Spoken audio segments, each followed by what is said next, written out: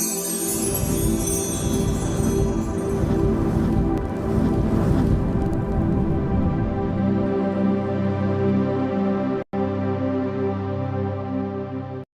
বন্ধুরা, how are you all? Welcome to my একপা star dot. আশা করি তোমরা সবাই ভালো আছো, সুস্থ আছো, উন্নতি করছো। আজকে আমি অর্পিতা, তোমাদের হোস্ট বন্ধু। তোমাদের আগামী দিনের কি এনার্জি থাকবে সেটা একটু দেখো। ওকে, মাথায় রেখো, এটা জেনারেল রিডিং, কালেকটিভ রিডিং। সবটা যে মিলবে তার কিন্তু গ্যারান্টি নেই। ওকে, কিছুটা মিলতে পারে, কিছুটা নাও মিলতে পারে। দেখি এবার আগামী দিন, আগামী কাল তোমাদের কি এনার্জি আছে। জাস্ট প্লিজ আমাকে দেখাও আগামীকালের জেনারেল এনার্জি কি আছে। এতগুলো না, 2 থেকে 3টে কার্ডে দেবে আমাদের কালেকটিভ বন্ধুদের আগামীকালের জেনারেল এনার্জি কি আছে। Okay, 5 of pentacles, 10 of swords আর পেজ অফ কাপস। কালকের দিনটা একটু চাপের থাকবে। কিছু কাজ তুমি যেগুলো ভেবেছিলে লাভবান হবে বা কোনো একটা জায়গা থেকে তুমি টাকা পয়সা আশা করছিলে, সেখান থেকে কিন্তু সেই টাকাটা কালকের দিনের জন্য হয়তো আসবে না। হতে পারে সেটা দিনের শেষে হয়তো গিয়ে তুমি পেলে, সেটা হতে পারে, কিন্তু দিনের প্রথমের দিকে কিন্তু একটু ক্ষয়ক্ষতি হওয়ার সম্ভাবনা আছে। পিঠে ব্যথা বা মাথায় ব্যথা বা ঘাড়ে ব্যথা লাগার সম্ভাবনা আছে, পায়ে চোট পাওয়ার সম্ভাবনা আছে। গাড়ি ঘোড়া যারা চালাচ্ছ, রাস্তায় পথচারী যারা রাস্তা পার করছো, সব সময় কিন্তু একটু সতর্ক হয়ে চলবে। ওকে, ইয়েস, যারা কিছু ভ্রমণ করছো অবশ্যই কিন্তু তোমরা রাস্তা দেখে পার হবে।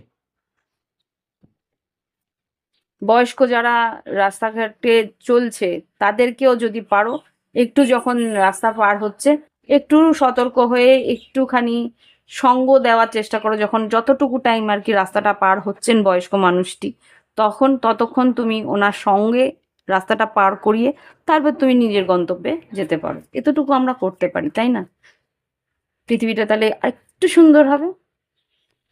তো দেখি লাভ লাইফে কি ঘটতে পারে আগামী দিনে। অনেস্ট, আমার না এখানটা একটা কথা বারবার মনে পড়ছে, মানে বলতে ইচ্ছে করছে, জানি না তোমরা বন্ধু আমার, তাই বলছি। আমরা না আগে ছোটবেলা দেখতাম, বাসে উঠলে, আমি তো ছোটবেলা, আমার বিশাল বড় লোক নই, আমরা একদম মধ্যবিত্ত মানুষ, দেখলেই বুঝতে পারো আমার। তো খুবই সিম্পল আমি।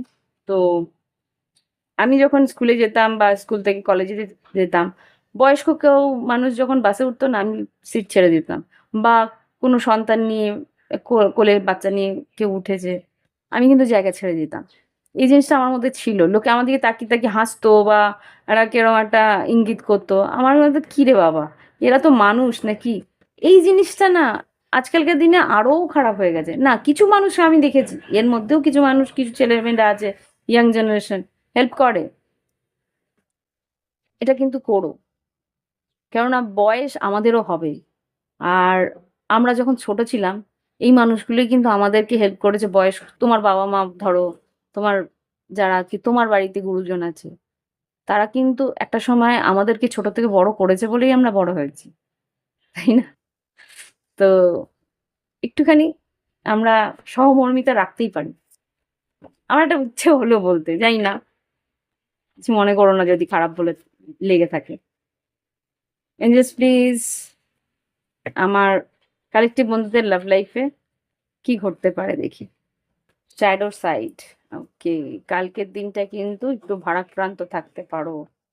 মিস অপরচুনিটি আর ডিট্যাচমেন্ট, এখানে কিন্তু ইনসেপারেবল আর কনভারসেশন। আচ্ছা, এখানে যা দেখতে পাচ্ছি, তোমার আর তোমার পার্টনারের মধ্যে একটা তর্ক বিতর্ক, অশান্তি হওয়ার সম্ভাবনা আছে। আফসোস হয়তো করবে যে কোথাও বেড়াতে যাওয়া বা কোথাও ঘুরতে যাওয়ার একটা সুযোগ হাতছাড়া হতে পারে। ডিট্যাচমেন্ট, সেই ভুলের জন্য হয়তো তুমি তার কাছ থেকে একটু দূরত্ব করবে, কিন্তু এই মনে রাখবে এই সম্পর্ক কিন্তু ইনসেপারেবল। আর কথা যদি সে নিজের থেকে এসে বলতে চায়, অবশ্যই ভালোভাবে কথা বলো। ওকে, মানুষকে একটু হলেও গুরুত্ব দেবে। সবারই সবসময় কিছু ভালো মন্দ দিন থাকে, সেই সময়টা সঙ্গ দিতে হয়, তাই না? তো এতটুকু আমার মনে হলো বলি। এঞ্জেলস প্লিজ আমাকে দেখাও কি গাইডেন্স দিতে চাও আগামী দিনের জন্য। Watch for sign, create a caring and nurturing space, যেটা আমি এক্ষুনি সব বললাম, যেটা ঈশ্বরও বলছে। রিলিজ, আচ্ছা ওয়াচ ফর সাইন, দেখো সাইন সিনক্রোনিসিটিস কিছু তোমাকে বলতে চাইছে, সেটা কিন্তু বোঝার চেষ্টা করবে। আর যদি মনে হয় কিছু বাদ দেওয়ার, সেটা বাদ দিতে দাও। ওটা নিয়ে তর্ক বিতর্ক অশান্তি করলে কিন্তু ডিট্যাচমেন্টটাই বাড়বে। তো নিজে মুখ থেকে কথা বের করার আগে একটু দাঁড়িপাল্লায় মেপে তারপরে বের করো। মুখ থেকে একবার বেরিয়ে গেলে ফসকে কিন্তু পড়াতে আর ওটাকে ঢোকানো যায় না, তাই না? তো একটু বুঝে, যে একটু রাগের মাথা হতে পারে, একটু ভেবে নিয়ে কথাটা বলি। একবার ভেবে নিই কি বলছি, কাকে বলছি, তারপরে কথা বলি। সে বয়স্কও হতে পারে, সে তোমার বাড়ির ছোট বাচ্চাও হতে পারে, তোমার কাছ থেকে কিন্তু শিখে ফেলবে, তাই না? তো বা নিজের আ সবচেয়ে নিজের কাছের মানুষ, তাকে তো বেশি করে হার্ট করলে আমরাই হার্ট হব। তো ভেবে নিও, কেয়ারিং অ্যান্ড নার্চারিং স্পেস বলছে। একটু কেয়ার করা, একটু নার্চার করা, একটু মানুষটাকে বোঝা, এই স্পেসটুকু রাখলেই কিন্তু সম্পর্কগুলো বেঁচে যাবে, তাই না?